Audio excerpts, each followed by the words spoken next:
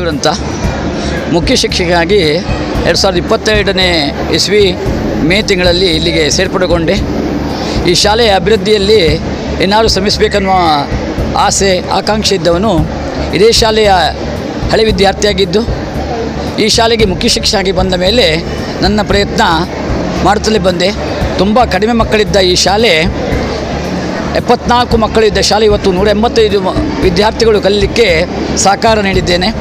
ಅದಕ್ಕೆ ನಮ್ಮ ಆತ್ಮೀಯ ಮಿತ್ರರು, ದಾನಿಗಳು, ಊರ ಪ್ರಮುಖರು ಸಹಕಾರ ನೀಡಿದ್ದಾರೆ. ಈ ಶಾಲೆ 113 ವರ್ಷಗಳ ಇತಿಹಾಸ ಇದೆ. ಈ ಶಾಲೆ ಕಲಿತಂಥ ನಾನು ಈ ಶಾಲೆ ಹಿಂದೆ ಬಿಡಬಾರ್ದು, ನಮ್ಮ ತಾಲೂಕು ಜಿಲ್ಲೆಯಲ್ಲಿ ವಿಶೇಷವಾಗಿ ಗುರುತಿಸಬೇಕನ್ನುವ ಒಂದು ನಿರೀಕ್ಷೆಯಲ್ಲಿ ದಾನಿಗಳ ನೆರವಿನಿಂದ ಆಂಗ್ಲ ಮಾಧ್ಯಮವನ್ನು ಪ್ರಾರಂಭಿಸಿದೆ. ಅದಕ್ಕೆ ಸಾಥ್ ಕೊಟ್ಟವರು ನಮ್ಮ ವರಲಕ್ಷ್ಮಿ ಚಾರಿಟಬಲ್ ಟ್ರಸ್ಟಿನ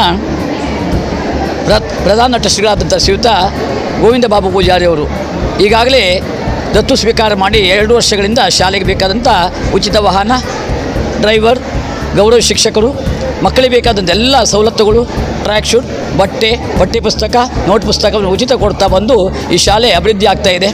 ಮುಂದೆ ಈ ಶಾಲೆ ಇನ್ನಷ್ಟು ಅಭಿವೃದ್ಧಿ ಆಗಬೇಕಾದ್ರೆ ಊರ ದಾನಿಗಳ, ಪೋಷಕರ ಎಲ್ಲರ ಸಹಕಾರ ಅಗತ್ಯವಿದೆ. ಈ ಶಾಲೆ ಕಲಿತಂಥ ಎಲ್ಲ ಹಳೆ ವಿದ್ಯಾರ್ಥಿಗಳು, ಪೋಷಕರು ತಮ್ಮ ಮಕ್ಕಳನ್ನು ಇದೇ ಶಾಲೆಗೆ ಕಳಿಸಿದರೆ ಈ ಶಾಲೆಯಲ್ಲಿ ಮಕ್ಕಳ ಸಂಖ್ಯೆ ಕಡಿಮೆ ಆಗುವುದಿಲ್ಲ.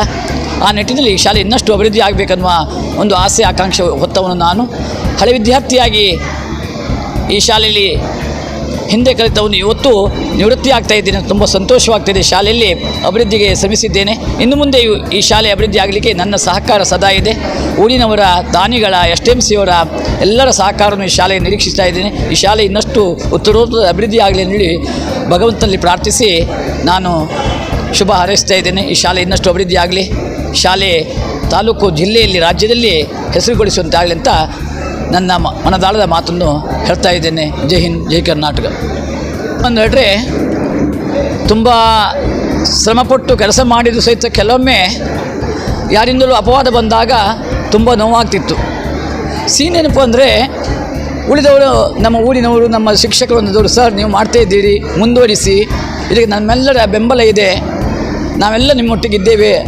ಹಾಗೆ ನನ್ನ ಅಣ್ಣ ತಮ್ಮಂದಿರು ಸಹಿತ ಒಳ್ಳೆಯ ಕೆಲಸ ಮಾಡಲಿಕ್ಕೆ ಸಪೋರ್ಟ್ ಮಾಡಿದವರು, ನನ್ನ ಗೆಳೆಯರು, ನನ್ನ ಬಂಧುಗಳು. ಇದೊಂದು ತುಂಬ ಸುಂದರವಾದಂಥ ನೆನಪು ಅಂತ ಹೇಳ್ತಾರೆ. ಯಾಕೆಂದರೆ ಎಷ್ಟೇ ಕಷ್ಟ ಬಂದು ನಾವಿದ್ದೇವೆ ನೋಡಿ ನನಗೆ ಸಪೋರ್ಟ್ ಮಾಡಿದವರು ನನ್ನ ಅಣ್ಣ ತಮ್ಮಂದಿರು ಮತ್ತು ನನ್ನ ಸಹೋದ್ಯೋಗಿಗಳು. ಇವರಿಗೆಲ್ಲರೂ ನಾನು ಚಿರಋಣಿಯಾಗಿದ್ದೇನೆ. ಸಹೋದ್ಯೋಗಿಗಳಿಗೆ ನಾನು ಹೇಳೋದು ಇಷ್ಟೇ, ಶಾಲೆ ಸರ್ಕಾರ ನಮಗೆ ಉತ್ತಮ ಸಂಬಳ ನೀಡ್ತಾ ಇದೆ. ಪ್ರೀತಿಯಿಂದ, ಶ್ರದ್ಧೆಯಿಂದ, ನಿಷ್ಠೆಯಿಂದ, ಪ್ರಾಮಾಣಿಕವಾಗಿ ಕೆಲಸ ಮಾಡಿದರೆ ಇವತ್ತು ನಾವು ನಿವೃತ್ತಿ ಆದರೂ ಸಹಿತ ಕನಸು ಮನಸ್ಸಲ್ಲಿ ಅದೇ ನಮ್ಮ ಭಾವನೆಗಳಿರ್ತದೆ.